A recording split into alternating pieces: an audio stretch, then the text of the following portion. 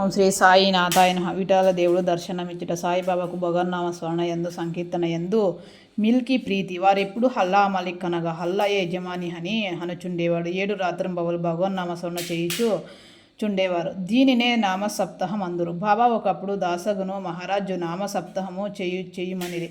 సప్తాహము ముగియునాడు విఠల్ దర్శనము కలుగునని వాగ్దానం ఇచ్చినచో నామ సప్తాహమును సలిపేదనని దాసగును జవాబిచ్చెను. బాబా తన గుండె పైన చెయ్యి వేసి తప్పనిసరిగా దర్శనమిచ్చును గాని భక్తుడు భక్తి ప్రేమతో నుండవలెను. ఠాకూర్నాథ్ యొక్క ఠాకూర్ పట్టణము విఠలు యొక్క పండరిపురము శ్రీకృష్ణి ద్వారకా పట్టణము ఇక్కడే అనగా సిటీలోనే ఉన్నది. ఎవరు ద్వారకకు పోవాల్సిన అవసరం లేదు. విఠలుడు ఇక్కడనే ఉన్నాడు. భక్తుడు భక్తి ప్రేమతో కీర్తించినప్పుడు విఠలు ఇక్కడికే అవతరించును అన్నారు.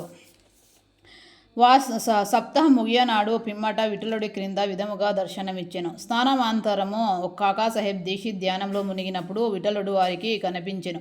కాకా మధ్యాహ్న హారతి కొరకు బాబా యొద్దకు పోగా తేట తెల్లముగా కాకాను బాబా ఇట్లా అడిగాను. విఠల్ పటేల్ వచ్చినాడా? నీవు వానిని చూసితివా?